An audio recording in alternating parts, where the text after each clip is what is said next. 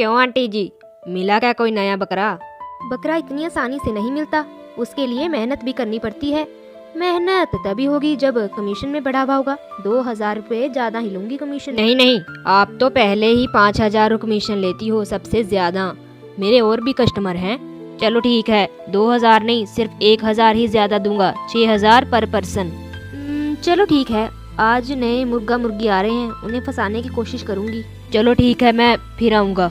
हितेश एक loan agent है और वो अपने लोन कराने के लिए नए से नए बकरे ढूंढता है और सुमित्रा उसकी मदद करती है और 5000 पर पर्सन कमीशन भी लेती है। अगली सुबह सुमित्रा के घर नए किराएदार आते हैं। आ गए बेटा तुम लोग, मैंने ऊपर का पोर्शन खाली करवा दिया है, अब तुम वहाँ रह सकते हो, लेकिन तुम्हें 2 महीने का किराया पहले एडवांस में देना होगा, फिर रह सकते हो यहाँ पे। आंटी जी, चाहे 5 महीने का किराया ले लेना एडवांस में, पर हमें घर दे देना, बड़ी मुश्किल से मिला है। मुर्गी तो मोटी लग रही है, अब आएगा ना मज़ा। कहाँ खो गई आंटी जी? लाइए चाबी दे दीजिए ऊपर की। मैं जानता हूँ अरु, हमारा इस शहर में नया नया ट्रांसफ़र हुआ है और तुम्हें भी यहाँ एडजस्ट होने में थोड़ा वक्त लगेगा। और हाँ अरु, घर थोड़ा संभाल कर चलाना, हमारे पास थोड़े अभी पैसे कम हैं। जानती हूँ विजय, हमारे पास पैसे कम हैं, लेकिन आप चिंता मत कीजिए, मैं घर संभाल कर ही चलाऊंगी। इतना कहकर विजय अपने ऑफिस चला जाता है। लगता है चला गया उसका पति काम पर। अब उसे फंसाने की कोशिश करती हूँ, शायद मेरी बातों में आ ही जाए। मन में ऐसा सोचकर सुमित्रा अनुराधा को अपने कमरे में बुलाती है। आपने मुझे बुलाया आंटी जी? हाँ बेटा, वो मैं साड़ियाँ भी बेचती हूँ, तो तुम्हें इन साड़ियों में से कोई अच्छी लगे तो ले लो। साड़ियाँ तो आपकी बहुत अच्छी हैं, क्या क्या दाम है इनका? सारी साड़ियाँ बनारसी हैं, तो तुम इसका 5000 रुपया दे देना। 5000? इतने पैसे तो नहीं है मेरे पास। तो तुम ऐसा करो, मुझसे 10,000 रुपये ब्याज पर ले लो, रोजाना 100 रुपया किस्त दे देना, और हाँ 1500 रुपया ब्याज जरूर लगेगा। ठीक है, दे दीजिए, रोजाना 100 रुपया मैं दे सकती हूँ आपको। अनुराधा सुमित्रा से 10,000 रुपया ब्याज ले लेती है और 5000 की साड़ी खरीद कर 5000 अपने पास रख लेती है। ये तो अभी शुरुआत है, आगे आगे देख तेरे साथ क्या क्या करती हूँ।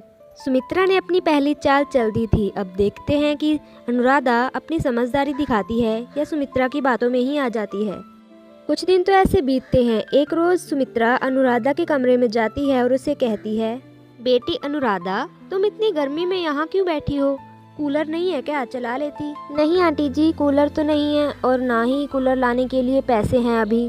तो तू ऐसा कर बेटे, मुझसे 20,000 रुपये और ले ले ब्याज पे, 100 और दे देना रोज की किस्त में, 200 रुपया रोज का किस्त हो जाएगा और तुम्हें गर्मी में भी नहीं बैठना पड़ेगा। शायद आप ठीक ही कह रही हैं, 200 रुपया रोजाना किस्त मैं दे ही सकती हूँ। ठीक है, आप मुझे 20,000 रुपये ब्याज पर दे दीजिए। शाम को जब विजय ऑफिस से घर आता है, तब वो अनुराधा से पूछता है कि अरु, ये कूलर कहाँ से आया? हमारे पास तो अभी इतने पैसे भी नहीं थे कि हम नया कूलर ले आए। बताओ अरु, कहाँ से आया कूलर? जी वो मेरे पास कुछ पैसे पड़े थे, मैंने थोड़ी थोड़ी कर जमा कर रखे थे, तो सोचा गर्मी है कि कूलर ही ले आऊं। अनुराधा विजय से झूठ कह देती है कि उसने पैसे जमा कर रखे थे, लेकिन उसने सुमित्रा से पैसे ब्याज पर लिए थे।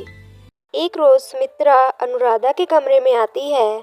बेटी अनुराधा, मुझे तुमसे एक काम था, वो मैं ये कह रही थी कि तू मुझे अपने नाम पर एक लोन ही दिलवा दे। ये आप क्या कह रही हैं? मैं अपने नाम पर आपको लोन दिलवाऊं? लेकिन मैं तो आपको अच्छे से जानती भी नहीं हूँ। माफ करना, मैं आपको लोन नहीं दिलवा सकती।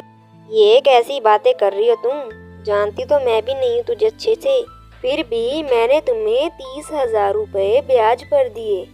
अच्छा ठीक है, करवा देती हूँ आपका लोन, आप बुलवा लीजिए एजेंट को। निशाना बिल्कुल सही जगह पर लगा है, अब आएगा ना मजा, मुर्गी जाल में फंसने ही वाली है। अगली सुबह सुमित्रा अनुराधा के नाम पर एक लोन करवा लेती है।